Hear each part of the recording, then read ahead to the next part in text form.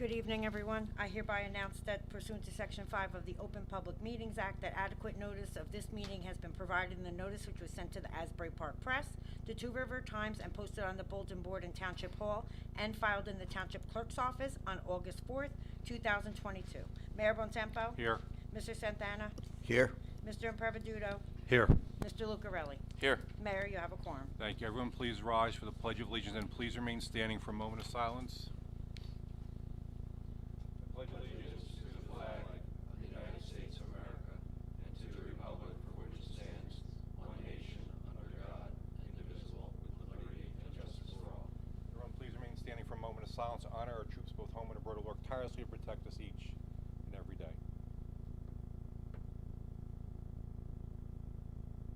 Thank you.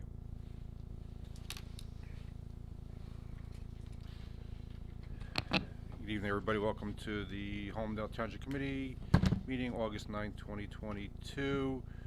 First item on the agenda is any public comment on any agenda items on tonight's agenda. Yes, come on up.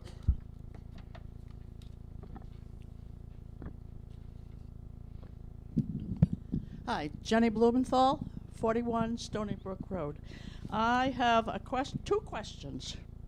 One on Resolution 208, which is extending the grace period for your taxes, and on 218 about a quiet zone.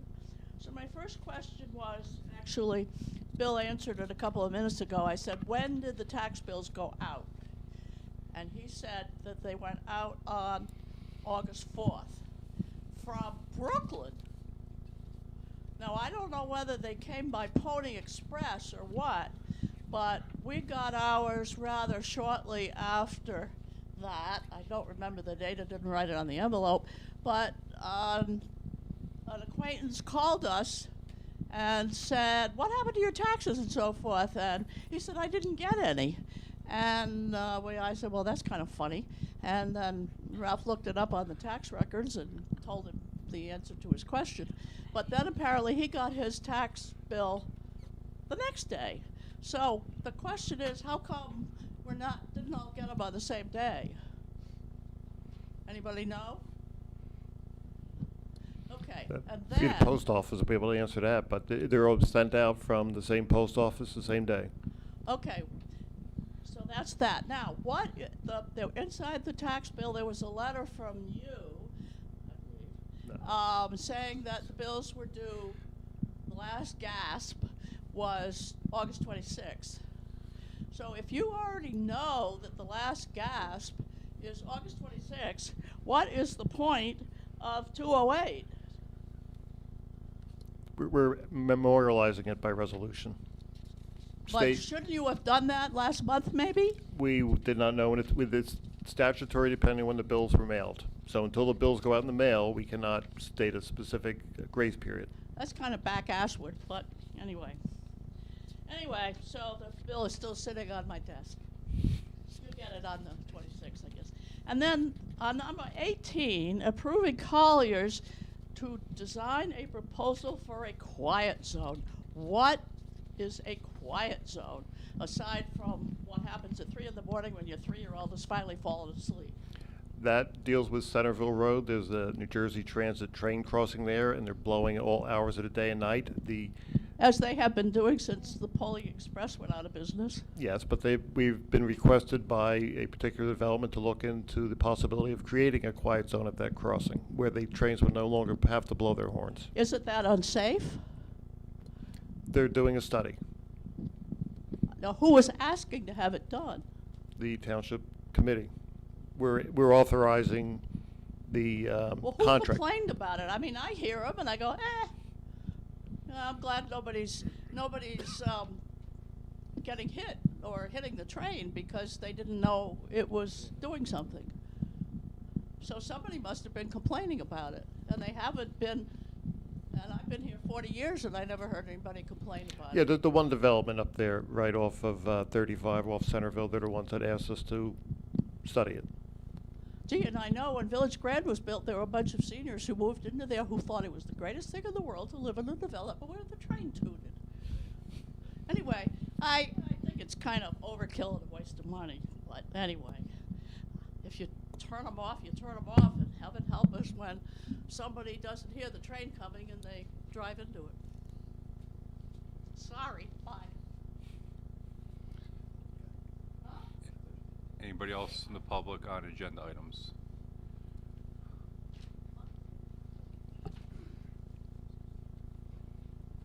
Lance, Loopy Line Road. I would agree. The last comment, $8,000 to study whether we're going to be able to make it quiet. Seems odd to me. I'm sorry, your address, please? Oh, Line Road, 542A. I have a question about the cost for the shed. Pole barn. Not the pole barn, the shed. We picked the lower one, but the lower one doesn't include installation, shipping, foundation engineering, and it only has a 20-year warranty when the more expensive one has a 50-year warranty.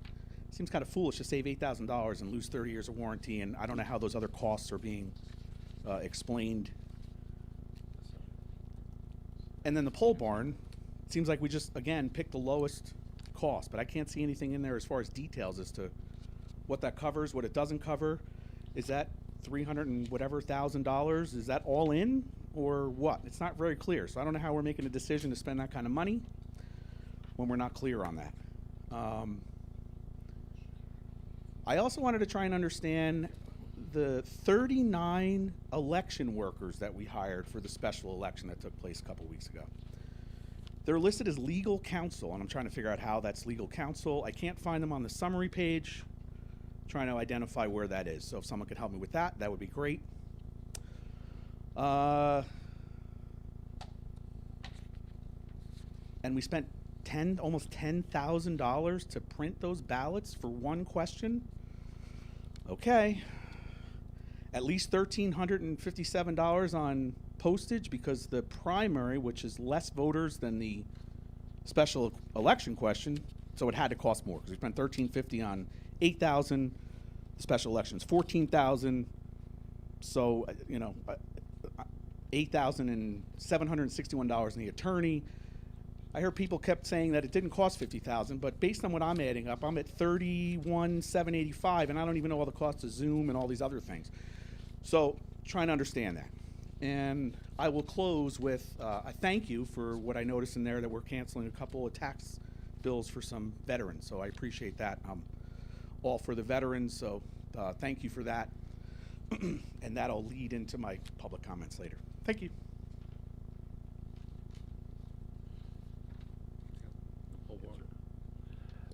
The pole barn is an addition to the pole barn, and we have to take the lowest bidder by law, the lowest responsible bidder.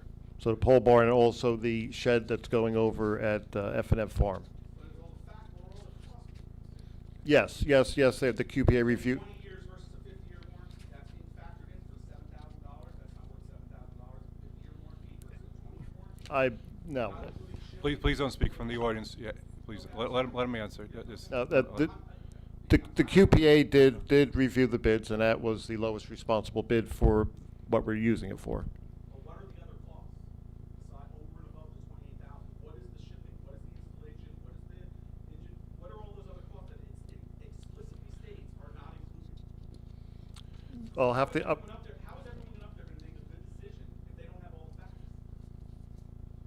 It's not there. I read it. If you can point it out to me, that's great. But I read it. It's not there. We'll have to get back. I'll have to get back to you on that because I'm not the QPA to QPA. If you guys are going to vote, the folks in the dais are going to vote shortly on this, but you don't have the answer. Thank you. Anybody else in the public? What about my other questions? Well, you have any answer? So the other question was on. Well, the same thing with the pole barn, the $380,000, which looks like we just took the lowest one. There's no details of like what it doesn't include or what it doesn't include. What happens if it goes over budget? What are the contingencies? Perhaps generally speaking, Mayor, to the question about, the public procurement process, for a procurement of that nature, a bid is issued and bidders submit bids in response to it and guarantee performing the work for a sum certain, and so that they are all required to furnish the same exact item because the bid contains those specifications, and bidders are also required to provide a performance bond and a payment bond so that it guarantees the fidelity of their ability to do the work for that specified dollar amount. So when you issue a bid and the bid results come back, you are comparing apples to apples because the bidders are bidding on the same project. Perfect. Thank you. Explicitly said no installation, the other one didn't say anything about installation, so how's that an apples-to-apples comparison? He just said that they respond to bid specs that are sent out to the bidders. So On the one that was bid, the other one I believe was based upon quotations, and in that arena, when the bids are under a particular threshold, the township's qualified purchasing agent under law is authorized to review quotations and make a recommendation to accept a quotation based upon what has been submitted without having to go through the formal bidding process. So that was the procedure that was used there. You said you believe that, so believing is knowing is. This isn't a deposition, sir. Yeah. Thank you for your public comment. yeah. What about my other questions about the legal counsel for the special election? Bill, I think Everything at the beginning of the year we stated, we did not know exactly what the costs would be. I understand why are they listed as legal? That is where it was budgeted. Anything was for the special election was budgeted under the line special legal. Anybody else from the public? Do we have any adjustments to our? Sure. Thank you, Mayor. Following this evening's executive session, the committee is going to be taking action and amending the consent agenda to address the renovations to the emergency medical services building that were bid out recently. To make a long story short, the township received bids that ranged in amounts from $2.1 to $2.5 million. There were 7 bids by different contractors. Each of these bids are significantly in excess of the $1.5 million that was bonded for by the township committee earlier this year. These figures are also in excess of the architect's estimate for the cost of completion of the project. Based upon the significant delta, the township is not able to award a contract at this point in time because it wouldn't be able to certify to the sufficiency of funds because there isn't sufficient authority for it to do so. So based upon the circumstances, the committee is going to be considering a resolution to reject all bids that have been received. The committee does have the option to work with its architect to reissue the bid, and I believe it intends to do so. And that will allow the township to address the approximately $600,000 difference between the low bid that was received and the bonding authority that exists, as well as the architect's estimate.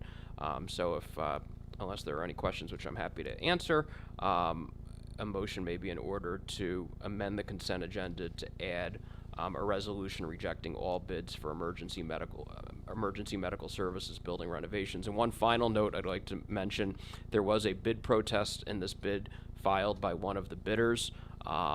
That is mooted by the fact that all bids are being rejected due to the budgetary and architectural estimate constraints. Sure. 2022-223, correct, Wendy? Need a motion, Wendy, to add that? Yes. Need a motion to add that? I'll make a motion. Second. Roll call. Mr. Improviduto? Yes. Mr. Lucarelli? Yes. Mr. Santana? Yes. Mayor Bontempo? Yes. Okay, so 2022-23 has been added to the consent agenda. So a motion for resolutions 2022-2206 to 2022-223. Move. Second. Roll call, please. Mr. Improviduto?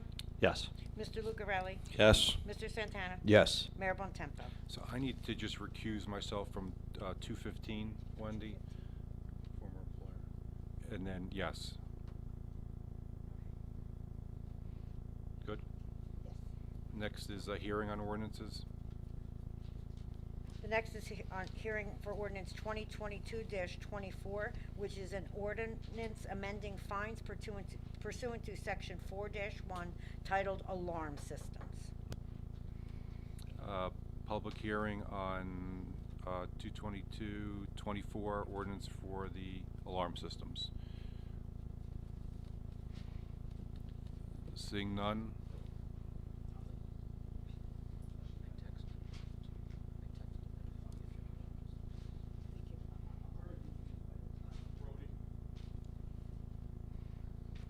Lance Loopy, 542A Line Road. I mean, I don't have an alarm system. It really doesn't apply to me, but I'm just going to ask these questions anyway. What is a false alarm? What's the 12-month period? When does it begin? When does it end? Is it rolling? Is it from the first instance to what? 12 months from the first instance? Is the sixth instance, it says for the fifth and any subsequent, it's 150 plus 50 per each occurrence after the fifth. So does that mean the sixth is 200, the seventh's 250, the eighth's 300, etc.? When does the clock reset? It's not very clear. If I had an alarm and I got called out on this, I would question every time someone came out. It doesn't make much sense.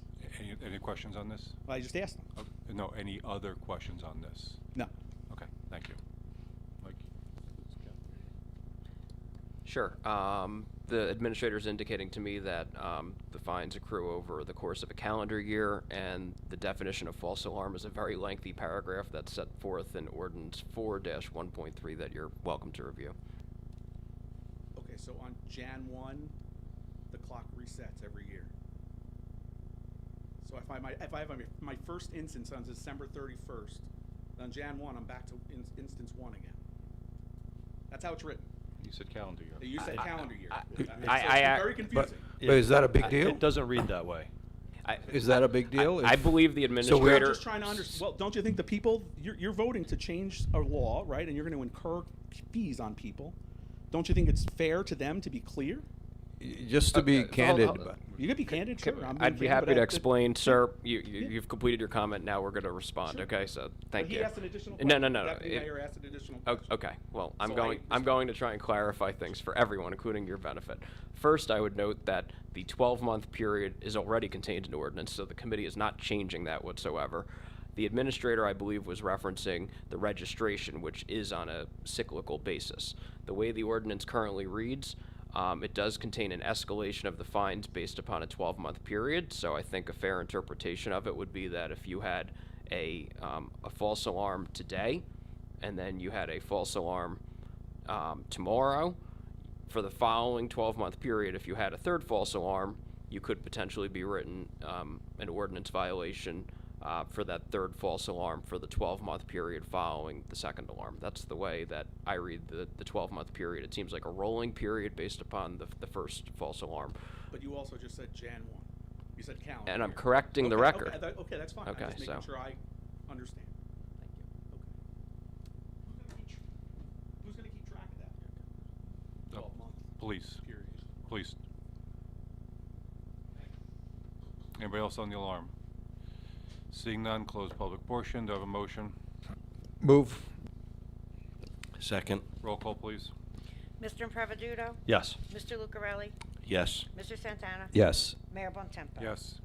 Ordinance 2022-24 has been successfully passed and will be published in the Asbury Park Press according to law. Thank you, Wendy. Next, we'll do department updates, administrator and CFO. A couple items, this was already mentioned, the tax payments and pilot payments are due on August the 26th. If you have ACA withdrawal, that will happen on August 19th, and we do recommend there's no fee for the ACH withdrawal. You can sign up in the tax office for that. The administration met this week with the Director of Infrastructure and Recreation to start planning for addition to the dog park. As you know, the dog park is extremely popular, and we're looking at to increase the size of that.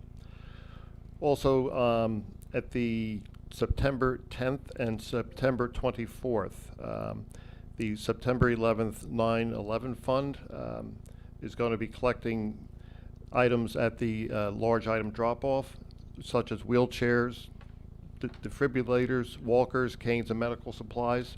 These items will be shipped internationally to underprivileged communities throughout the world. That's all I have tonight, Mayor. Thank you. Could I ask a question? With respect to the dog park, since you're planning on expanding it, could we consider additional security measures? I know we talked about this a while back. We're going to meet a couple times on it. The first thing we're trying to resolve is the parking issue because it's extremely tight right now. So we got to contact Green Acres about that and how we can expand the parking before we actually go ahead and finish the plans to expand the dog park. Thank you. Thank you. Attorney, any updates? Mayor, the only update I would share is I know there's a public interest in the New Jersey natural gas litigation. The decision has been, the ALJ rendered his initial decision. It's now before the Board of Public Utilities. I can inform the committee and the public that the township's special counsel filed what are called exceptions, which is the township's argument that the ALJ's decision was incorrect and that the BPU should reverse it in the final decision. So those have been filed. And now it will be pending a final decision from the BPU, which will be rendered when they have that opportunity. Thank you. Thank you for the update. Ben, a presentation this evening from the engineer. Thank you, Mayor.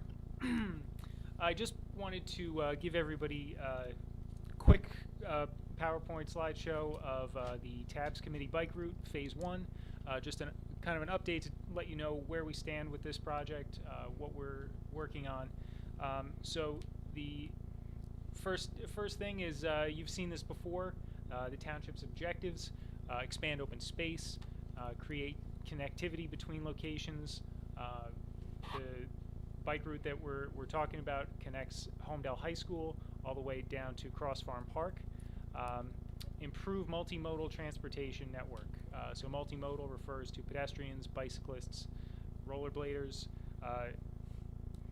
and there you go. Right now we've completed our conceptual plan. The work we've done so far is we've done a lot of field work. We identified the wetlands boundary, the top of bank of the Hop Brook, and relevant environmental features located on the F&F farm property, which is what we're looking at. So phase 1 is shown here.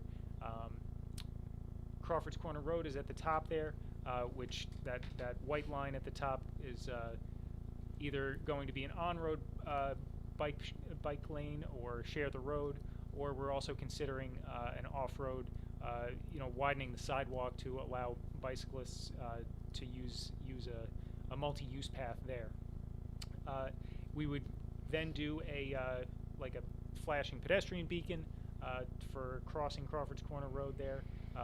That's not signalized where the crossing location is, even though South Holland Road is right nearby.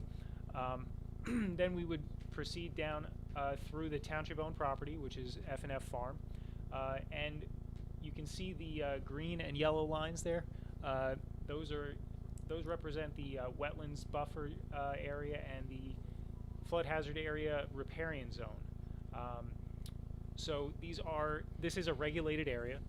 It requires DEP permitting, and we would, we're still looking to install the same shared use path. We're allowed a 6-foot wide path in these regulated areas. It would be stone dust, and it would consist of the stone dust path. You can see the kind of general cross section there on the side, and it also requires a footbridge. There's kind of a farmer's ditch down near the bottom there where the farmhouse is, and I believe it's kind of used for runoff irrigation, kind of drainage, and it drains to Hop Brook. That actually, because it's been created and it drains to the Hop Brook, which is a Category 1 waterway, which is the state's highest classified waterway. It also had this little ditch has a riparian zone associated with it. So that's part of the permitting. Putting a little footbridge over that little farmer's ditch, but that's nothing that we can't accomplish. And then going through the woods there and coming out into the kind of the open field there on Roberts Road and ending at Wilson Boulevard.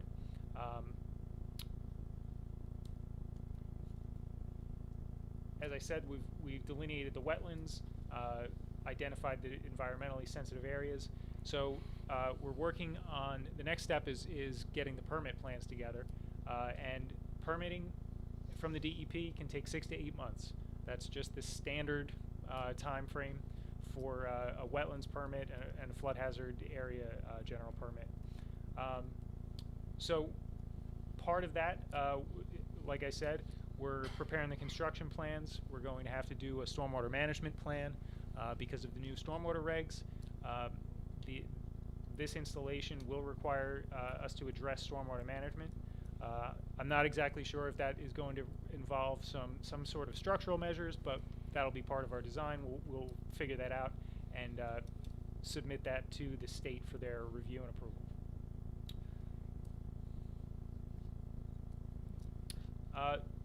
Moving forward, we're also looking at phase 2 of the bike path.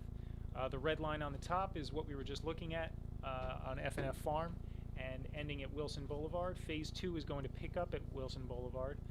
We would install bike lanes, dedicated bike lanes on Wilson. There's plenty of room on that road to install dedicated bike lanes. And then we would utilize the existing dedicated bike lanes on the Bell Works Ring Road. We have already started some preliminary discussions with Bell Works. I know the mayor's had conversations with them a few times, and we've been working with them to try and figure out what is the best path, most acceptable path for them for the bike route.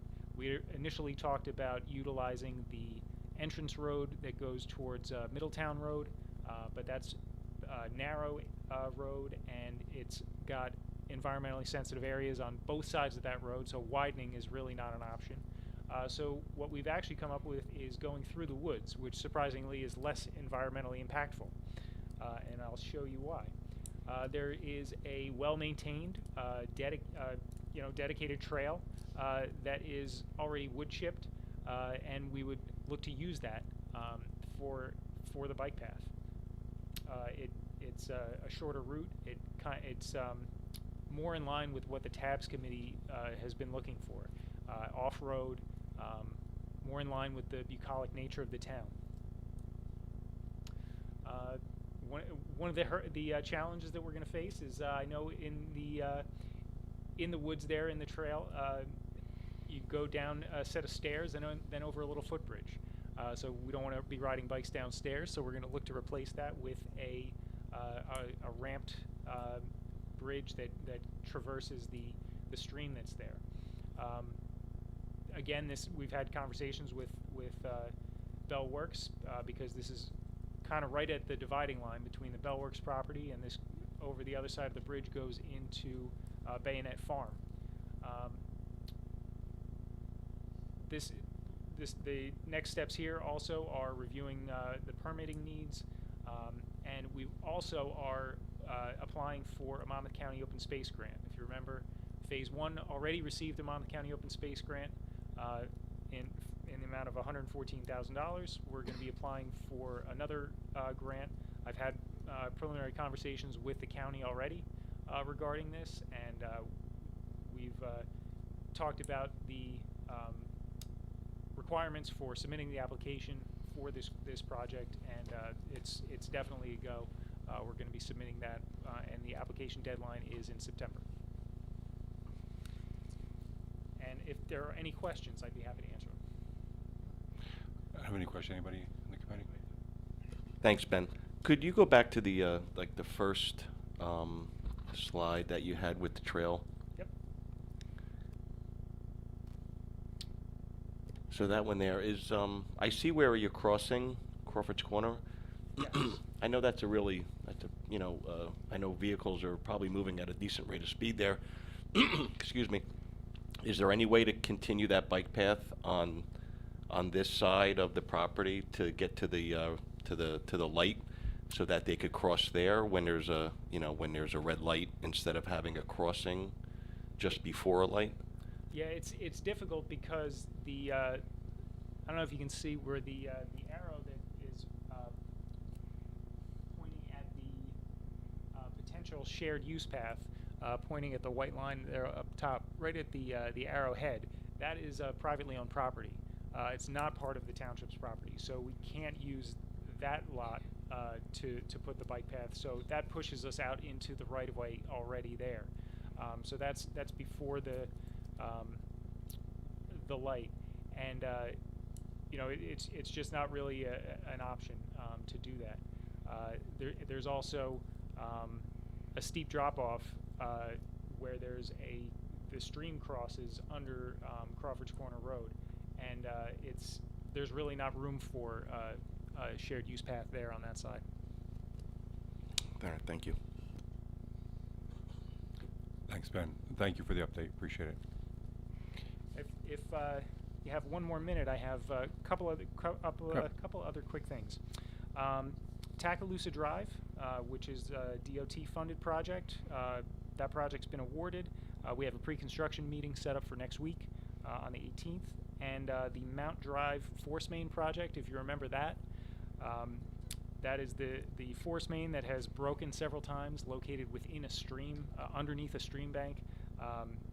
We finally have gotten DEP permits for that, and that is out to bid. Bid opening is the end of August, August 30th. Good. Good. Thank you, Ben. We'll do updates on boards and committees. Committeeman Improviduto.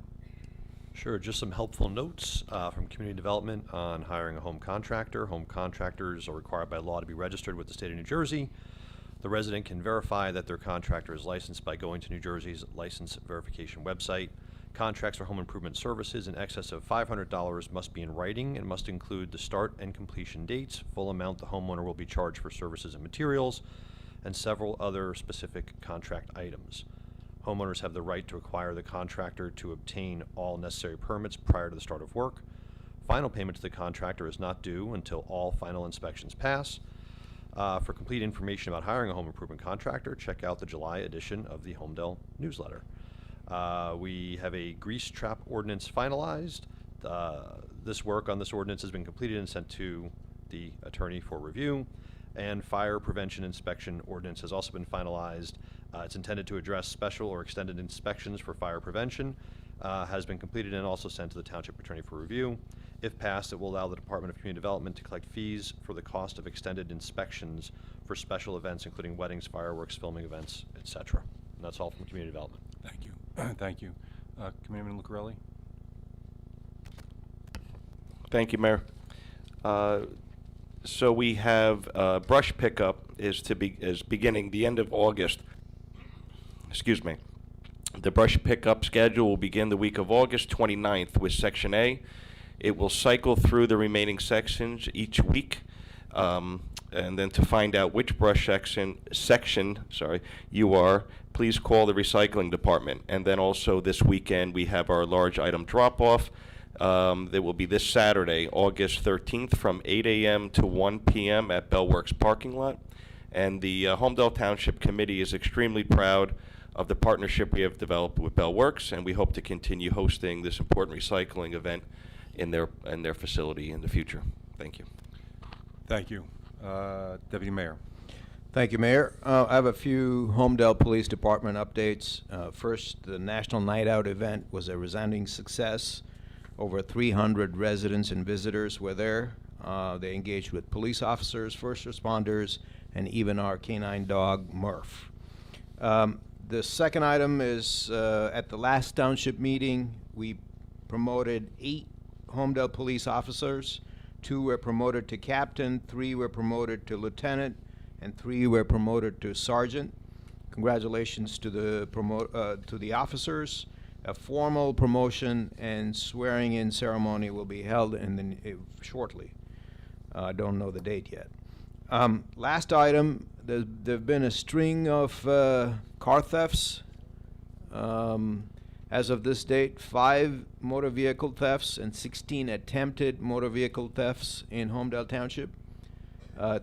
In 3 of the attempts, the suspect entered the victim's residence through unlocked garage doors to locate the owner's vehicle key fobs.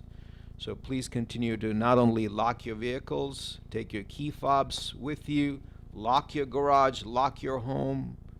This doesn't sound like Homedale to me.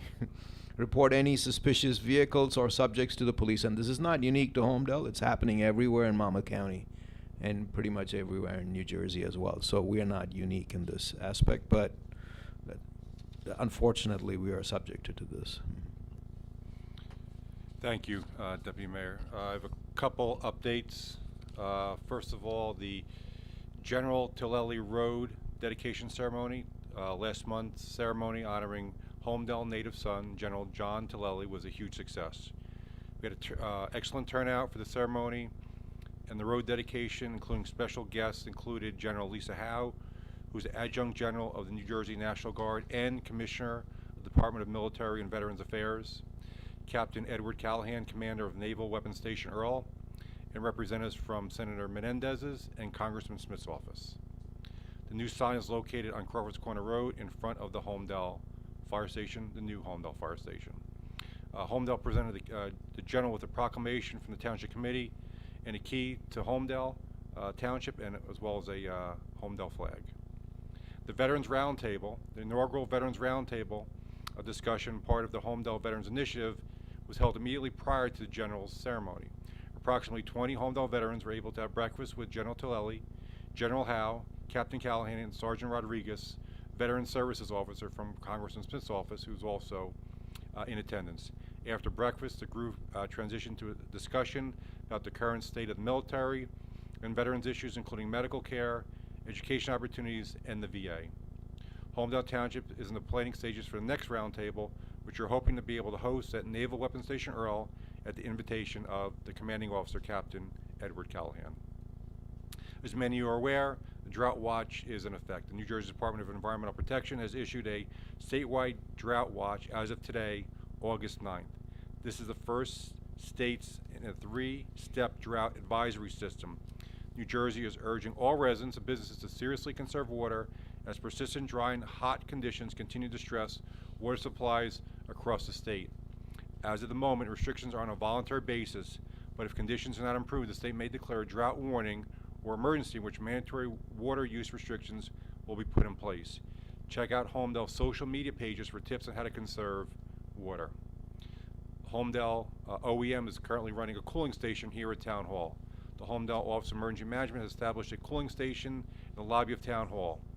Even though the period of excessive heat is predicted to end this evening, during the future heat emergencies this summer, the cooling station will be open for residents to come in, cool down, and get cold water if they need it. Keep attentive to our social media pages for information about heat emergencies as well as OEM's cooling station. JCP&L updates. JCP&L is performing tree trimming maintenance of several areas of Holmdel Township over the next several weeks. This maintenance trimming was necessary to ensure access to power lines and also protect against fires.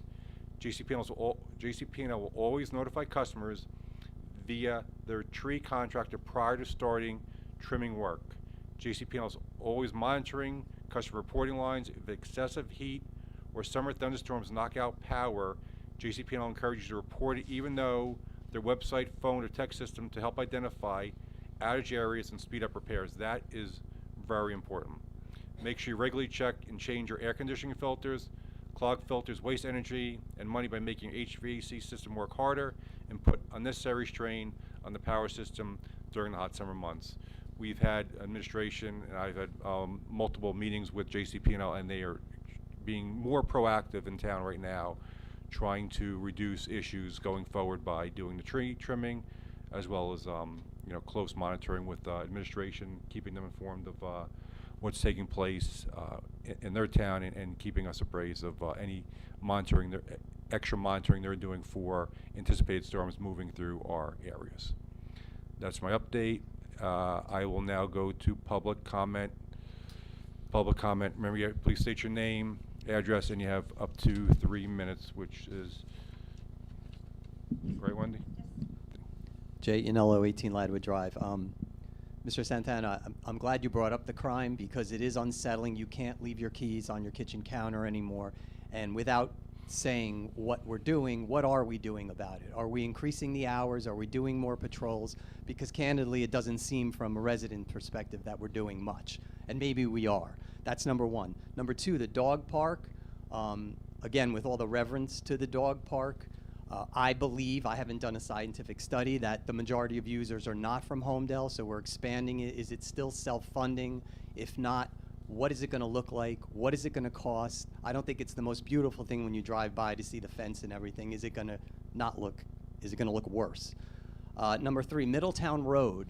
and I don't know why I have to do this, but I'm doing it now. For weeks and weeks now, we have very treacherous branches hanging, some vines hanging, one with a sphere on it that looks like it could cut someone's head in two.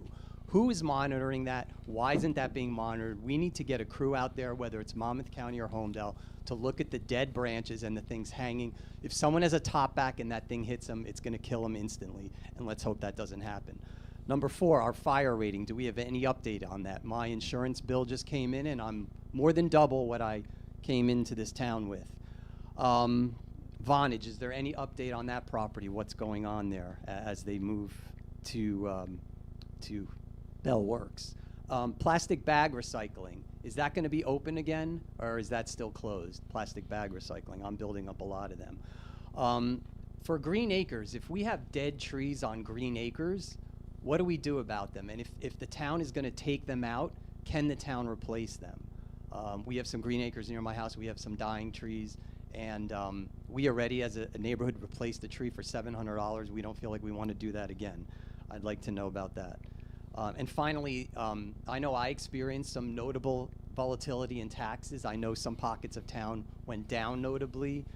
Mayor Bontempo and the committee, are you aware of this more dynamic taxation going on in town? Because I know it took me by surprise, and I've had some discussions. I don't know if you're getting any other questions, but there's some very significant volatility in tax bills, and you could call them up yourself. You go in and you put someone's street in, and you'll see those people went down 12%, you went up 12%. I just want to know if you're aware about that. And I can repeat any of these if you didn't follow them. Thank you. So Middletown Road, Bill, check DPW. Yeah, I'll check with that. I also noticed a bunch of dead trees across Farm Park on 520. I've noticed. I'll check up with Victor on that. Plastic bags, nobody is taking them from us right now. We used to be able to give it to Costco, Wegmans. Right now, they're not taking them. So we do not have a place to turn them in at the moment. And we're aware of that, and we're trying to resolve that issue. Okay, I can answer some of your questions. The first one on the auto thefts. What are we doing? I have a note from the police chief.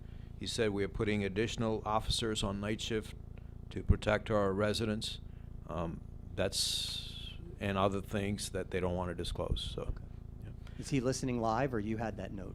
No, I had that note. Okay. You got it. So the second item that I was ISO rating. Yeah. So we have the required equipment, but we cannot get to the rating until we have enough coverage in South Homedale.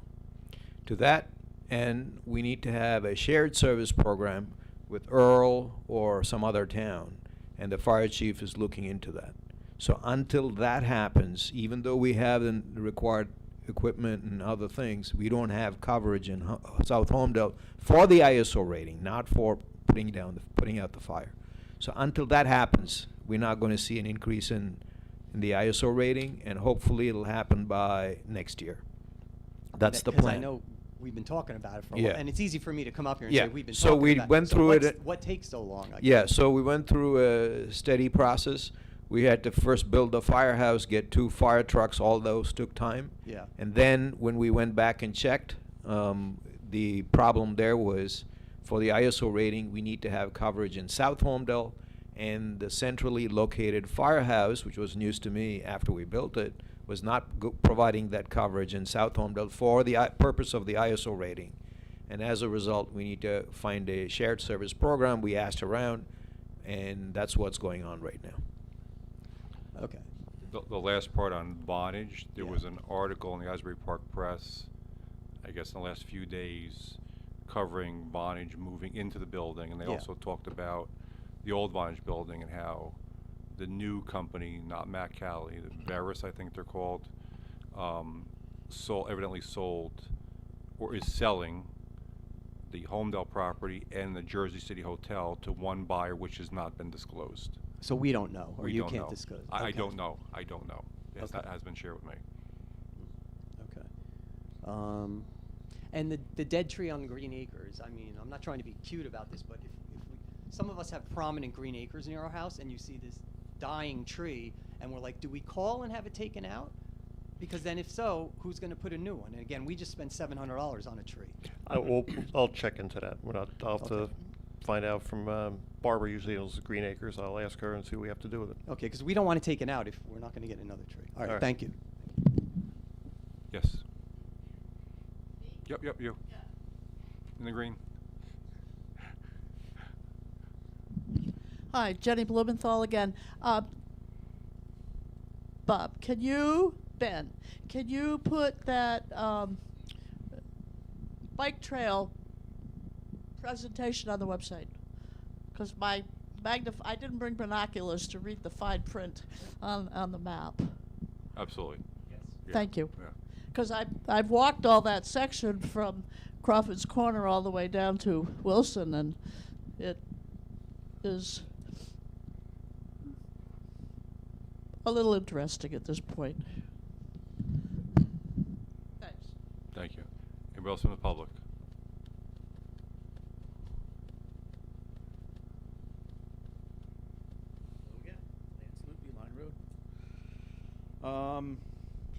November is going to be here before we know it, so I just want to, in advance, an acknowledgement. I want to give some thanks now. So first, to the Township Committee, thanks again, following up from my earlier comments.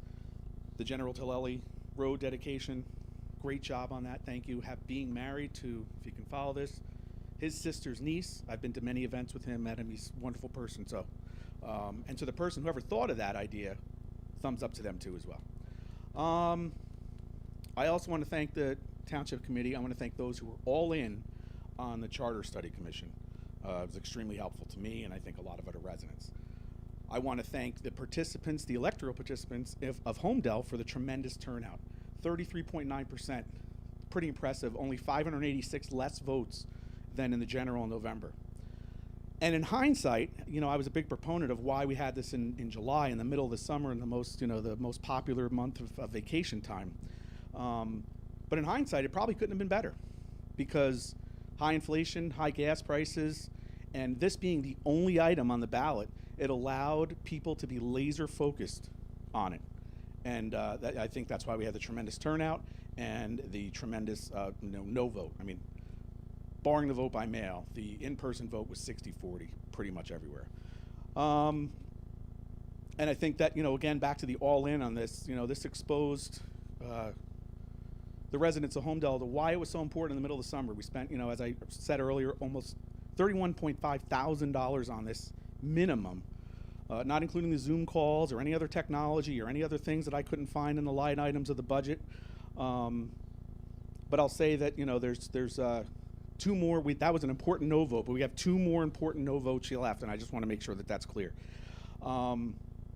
That's for one of the vacant seats that expires this year, and one that expires next year. So we have big turnout for those, and hopefully we will, because as per the Charter Studies Commission report, November elections bring out the biggest turnout. So hopefully in November we're gonna have some good turnout and get some new fresh blood, fingers crossed, and some fresh faces on the dais. And in January, and including some new roles for some people, and people willing to engage their constituents, instead of looking for opportunities to maybe cut them off or have them thrown out of meetings or anything like that. So I think that's it. So thank you. Anybody else from the public? You want one time. You got one time. Anybody else from the public? Seeing none, I'll close. Okay. Good.